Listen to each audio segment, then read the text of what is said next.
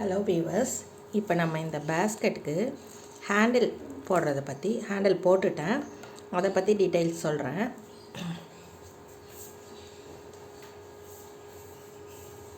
நான் நிறைய இடத்துல பார்த்துட்டேன், ஹேண்டில் வந்து கரெக்டான மெஷர்மெண்ட்டில் வைக்க தெரியாமல் என்ன பண்ணுறாங்க, மேலேயும் கீழேயுமா இந்த பொடி மேலே இந்த பொடி கீழேயும் ஃபிட் பண்ணிவிட்டு இப்படி தூக்குனா இப்படி சாய்வாக இப்படி தூக்குது.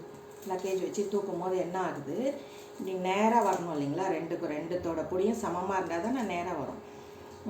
தவறாக ஜாயின் பண்ணியிருக்காங்க போல், இப்படி கிராஸாக இப்படியே தூக்கிட்டு போகிறாங்க ஒரு அம்மா. நான் பார்த்தேன் மார்க்கெட்டில் அன்றைக்கி. அது எனக்கு ரொம்ப கஷ்டமாக இருந்தது. பிகினர்ஸ்க்கு புரியுதா புரியலையா தெரியல, அதுக்காக நான் கொஞ்சம் விளக்கமாக சொல்லலாம் அப்படின்ட்டு இந்த வீடியோ எடுத்துருக்கேன். இங்கே பாருங்கள், இங்கே வந்து இந்த பூவை எண்ணிக்கங்க, இங்கேருந்து கீழேருந்து எண்ணிக்கலாம். ஒரே சேம் கலராக இருந்தால் நம்ம இப்போ இப்படி டிசைன் இப்படி இருக்கிறதுனால நம்ம இப்போ இதுலேருந்து ரெண்டாவது லைனில் மேலேருந்து நாலு பூவை விட்டுட்டு கீழே 4 ரோக்கு கீழே ஆரம்பிச்சிருக்கோம்.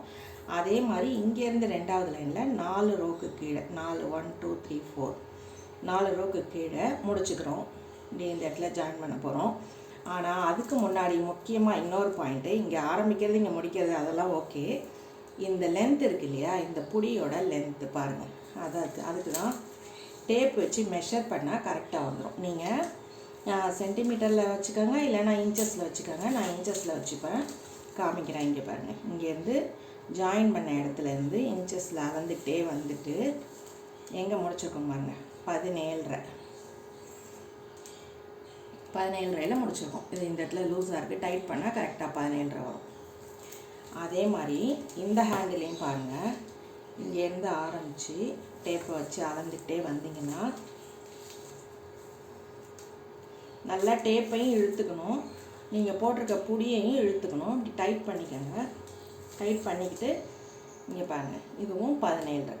இதில் கரெக்டாக மாறாமல் கரெக்டாக இதே 17.5 இல்லை 18 இல்லை 17 அப்படி நீங்கள் ரவுண்ட் ஃபிகராக கூட வச்சுக்கலாம். அப்படி நல்லா டைட் பண்ணிவிட்டு இழுத்துட்டு இப்போ நம்ம பார்த்தா அந்த 4 ரோக்கு கீழே இங்கேருந்து இது உள்ளே விட்டுட்டு நான் 1 2 3 4 ரோ கீழே உள்ளே விட்டுட்டேன்.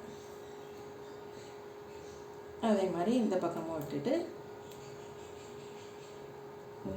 இந்த பூ ஹேண்டில் நம்ம போடும்போது இப்படி மாறி மாறி வரும், இந்த பக்கம் இந்த பக்கம். அதனால் இந்த பக்கமாக மாற்றி நம்ம இந்த கருப்பு ஒயரை சொருவிக்கிறோம்.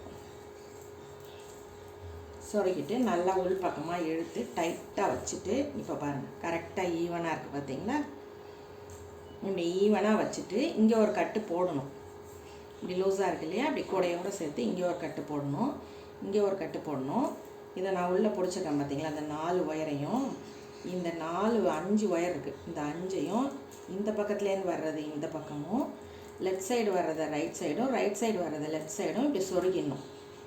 இந்த நீட்டில் சொருகக்கூடாது, இந்த அகலத்துலேயே இப்படியே சொருகிட்டு வரணும். ஓகேங்களா, இப்படி மாற்றி பிடிச்சி இப்படி சொருகிடணும்.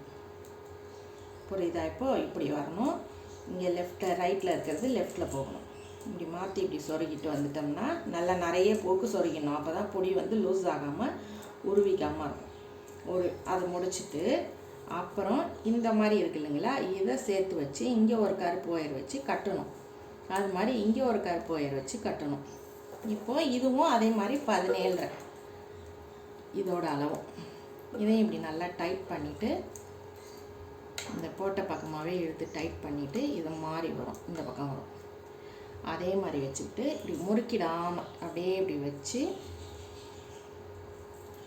இப்போ 1 2 3 4 4வது ரோவில் உள்ளே விட்டணும்.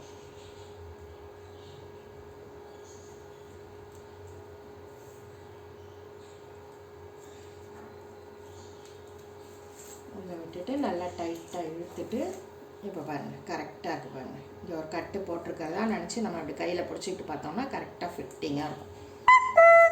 அதே மாதிரி இதை ரைட் சைடு இது லெஃப்ட் சைடு இப்படி கொண்டு வந்துட்டோம்னா அழகாகிடும். தேங்க்யூ.